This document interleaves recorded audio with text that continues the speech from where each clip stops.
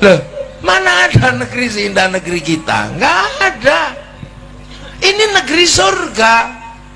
Makanya dulu orang Yunani mencari tanah kita karena mereka punya kabar ada Atlantis yang hilang atau tanah surga. Tanah surga itu air tidak pernah berhenti mengalir, daun tidak pernah rontok, hawa tidak panas dan tidak dingin, dan matahari tidak pernah ingkar janji, pagi terbit sore terbenam. Itu tidak ada di Eropa, kehilangan matahari 4 bulan, daun rontok, palok dingin-dinginnya luar biasa. Maka Bartholomeus melakukan perjalanan mencari tanah surga. 20 tahun dia pulang menemukan kawasan namanya Argir atau Jabadiu. Itulah kawasan yang kemudian oleh orang Yunani mau dijadikan tempat pindah penduduknya. Padahal Yunani sudah negara terbaik, punya Tuhan namanya Zeus. Zeus punya istri namanya Hera. Menikahlah dua Tuhan laki-laki dan Tuhan perempuan ini, beranaklah namanya Hercules. Udah punya Plato, punya Socrates, tapi mereka nggak merasa punya surga. Tapi begitu mereka mau pindah, gagal karena konflik Kreta sama Sparta. Akhirnya yang mencari tanah surga itu siapa? Orang India, mualim kapalnya Bartholomeus, namanya Kudunga Boyong beserta seluruh keluarganya mencari tanah surga. Terdampar di daerah Maldives atau Maladewa, membuat kerajaan besar namanya Salangkanaya. Rajanya Kudunga punya anak, bergeser ke ujung timur Kalimantan mencari tanah surga, mendirikan sebuah kerajaan besar namanya Kutai Kartanegara. Mula Warman punya anak, Dewa Warman, bergerak ke ujung kulon, bikin kerajaan besar namanya Salukonegoro. Punya anak namanya Purnawarman, pedalaman Jawa Barat, menjadikan kerajaan Tarumanegara. Punya anak Sinasanaha, pindah ke Galuh, bikin kerajaan di daerah Ciamis. Punya anak Sanjaya, masuk pedalaman Jawa Tengah, membuat kerajaan namanya Mataram. Dan dari situ pecah dua, separuh Wangsa Sailendra pindah Palembang menguatkan Sriwijaya, separuh Sindok bikin Wangsa Isana pindah ke timur, bikin Kadiri sama Toho. Kemudian dilanjutkan oleh Wangsa Baru, dipimpin oleh Kenarok, membangun namanya kerajaan Singasari, mampu menaklukkan 2/3 dunia. Bahkan daerah Korea Selatan ada kampung namanya Kimhae yang buka hutan namanya Surowareng. Gak mungkin Surowareng itu orang Korea Selatan, itu orang Singasari. Makanya jangan heran di tahun 1222 bangsa ini menjadi bangsa yang bangkit. Sekitar tahun 1300 mampu menaklukkan Mongolia, sebuah negara penakluk Eropa, penakluk Arab, penakluk Cina, masuk ke Nusantara, ditaklukkan oleh orang Nusantara, dipimpin oleh Arya Wiraraja, orang besar yang kemudian bertempat di Sumeneb, Madura. Anak-anak milenial gak boleh lupa ini, bahwa kamu punya bangsa, bukan bangsa kecil. Kalian punya bangsa-bangsa besar, jadi jangan mau diolok-olok. Kita bangsa kecil, kita bangsa besar. Eropa punya bangunan-bangunan besar, Arab punya piramid, kita punya Borobudur. Orang Eropa punya kisah cinta namanya Romeo Juliet. Orang Arab punya kisah cinta Kais dan Laila. Orang Cina punya kisah cinta sampai Engtai. Kita punya kisah cinta Ande-Ande Lumut, Pandi Asmoro Bangun. Kita punya segalanya. Orang sana punya ibu tiri yang kejam namanya Cinderella. Kita punya bawang putih, bawang merah. Sana punya orang kuat namanya Samson, kita punya orang kuat namanya Bandung Bondo. Main-main. Sana silakan punya orang kuat, silakan sana punya binatang bisa ngomong namanya kura-kura ninja, kita punya kancil nyuri timun. Sama aja, apa bedanya? Bedanya lengkap bangsa ini. Orang Arab silakan punya alat musik namanya terbang, terbuat dari kayu dan kulit. Orang Eropa silakan punya alat musik namanya gitar, terbuat dari kayu dan tali. Tapi bangsa kita punya alat musik namanya gamelan, terbuat dari logam. Hanya bangsa yang menguasai ilmu pertambangan yang maju dan penguasaan metalurgi yang mapan mampu membuat alat musik dari logam. Itu bangsamu, jangan mau dibohongi. Kita ini bangsa kecil, kita bangsa besar. Kita mampu menaklukkan Mongolia. Bahkan kita mampu bersatu. Hari ini seluruh dunia sedang terkagum-kagum dengan Indonesia. Kenapa? Arab satu bangsa pecah menjadi puluhan negara, Eropa satu bangsa pecah puluhan negara, tapi kita puluhan bangsa mampu bersatu dalam satu negara, kesatuan Republik Indonesia. Terus sekarang kita diceritakan bangsa jelek, bangsa tempe. Kamu jangan percaya itu. Mereka-mereka ini sedang melemahkan mental kita. Agar apa? Kita benci dengan bangsa kita sendiri.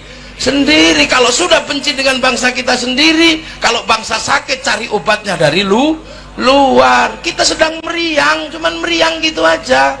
Kita tidak sedang stroke, jadi tidak perlu ganti kekuasaan, nggak perlu mengambil Hizbut Tahrir dari Filistin, nggak perlu. Hizbut Tahrir itu didirikan oleh Taqiyuddin An-Nabhani untuk menjadi problem solving, menjadi jalan keluar buntunya Palestina agar merdeka di tanah Palestina. Tapi itu pun gagal. Jadi Hizbut Tahrir itu produk gagal di Timur Tengah.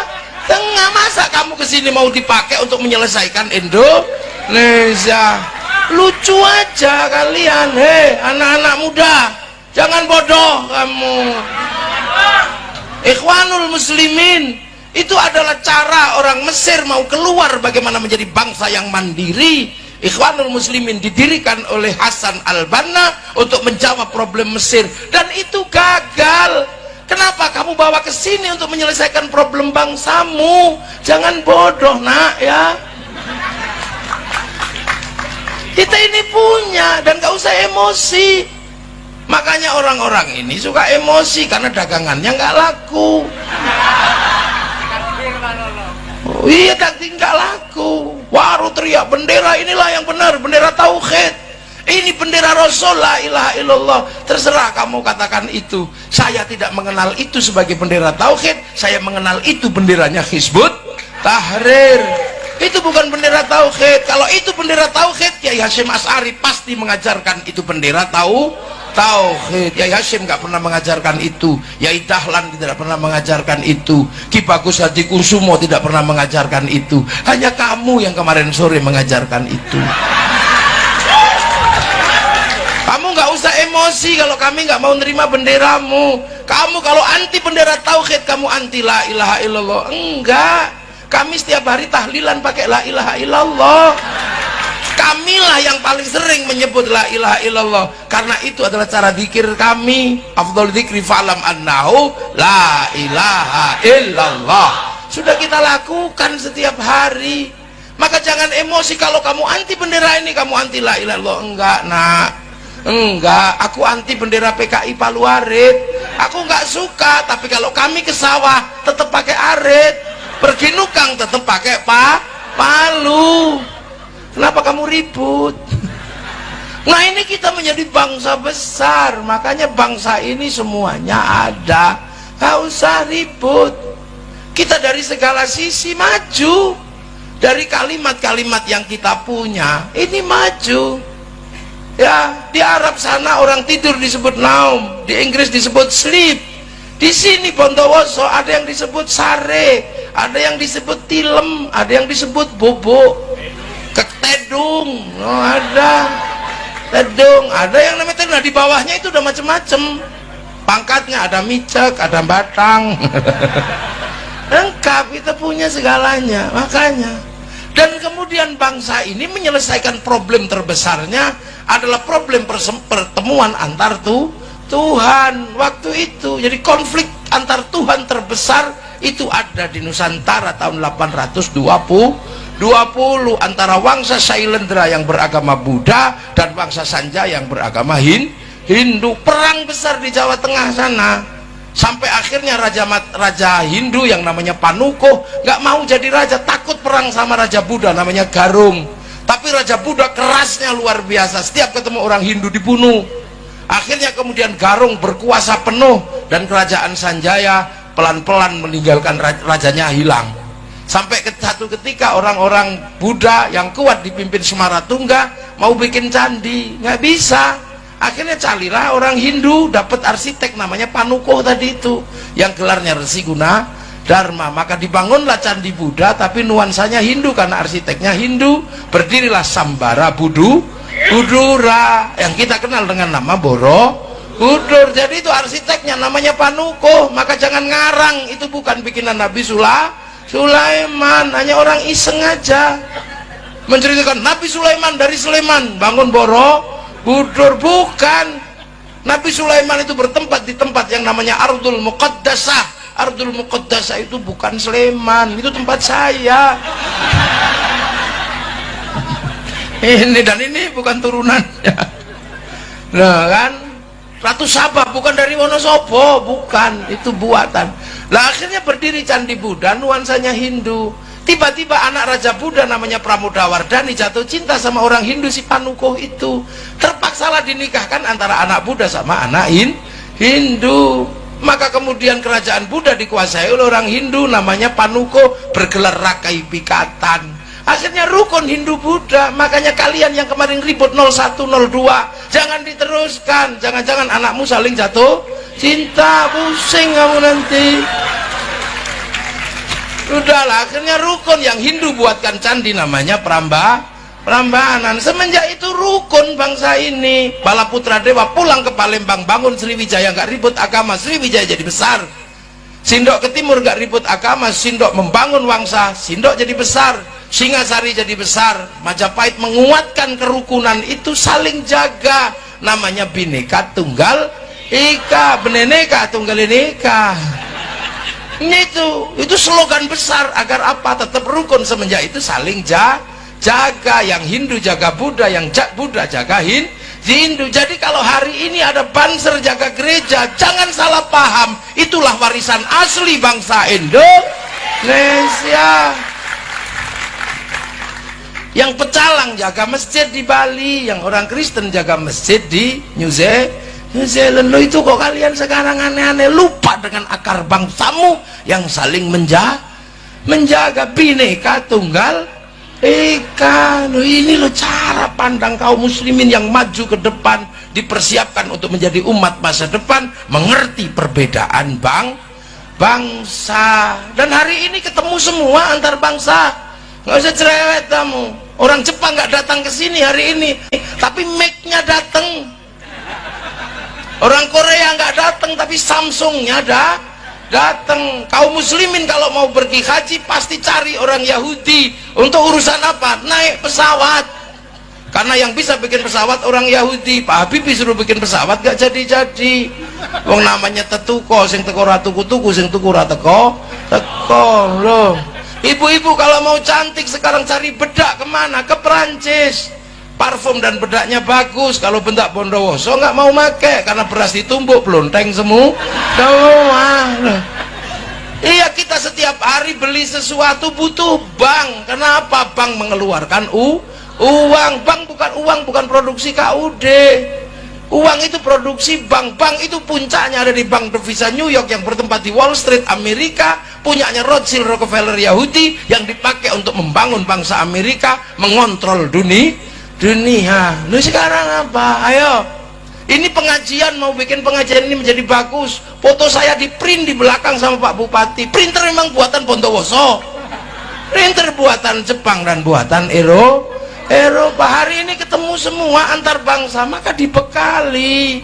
Dari awal kita dibekali bahwa manusia ini berbeda bangsa. Laqad khalaqnal insana fi ahsani taqwim. Kita ini ahsani taqwim Indonesia, bangsa Indonesia. Nggak usah kaget ketemu yang lain. Nah, ketemu semua. 20 tahun yang lalu saya mau lihat Afrika, itu saja mesti nunggu flora dan fauna.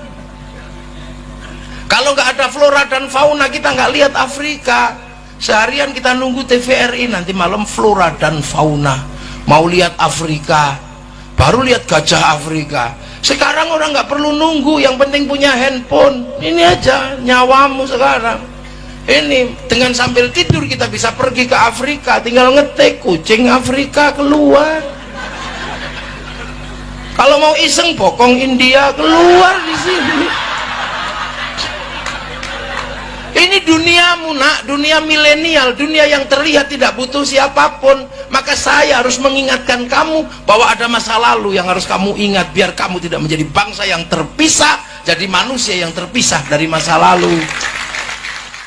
Makanya anak-anak milenial ini harus dibikinkan jalan menuju ke titik paling awal, dan Islam mengajarkan itu agar kamu tidak lupa bahwa dulu kalian adalah satu, dan jangan sampai kaget melihat bangsa berbeda. Kita disuruh tengok Jabal Rahmah. Itulah prinsip dasar santri punya sistem ukhuwah basyariyah, persaudaraan sesama manusia. Orang Eropa nggak diajari itu. Makanya orang Eropa ketika Christopher Columbus terdampar di Afrika, di Tanjung Harapan, kaget melihat orang Afrika hitam gosong. Karena mereka taunya manusia itu ras Arya yang putih. Begitu lihat orang hitam, neraka ini. Karena kitab mereka mengajarkan bahwa orang jahat masuk neraka, dibakar sama Tuhan, tapi nggak boleh mati biar bisa disiksa terus. Makanya begitu lihat orang hitam gosong, oh ini neraka ini. Maka ditembaki sama Christopher Columbus. Untuk apa? Ditembaki untuk membantu pekerjaan Tuhan yang belum selesai. Maka akhirnya seluruh sistem perbudakan itu dari Afrika, diperbudak semua orang Afrika.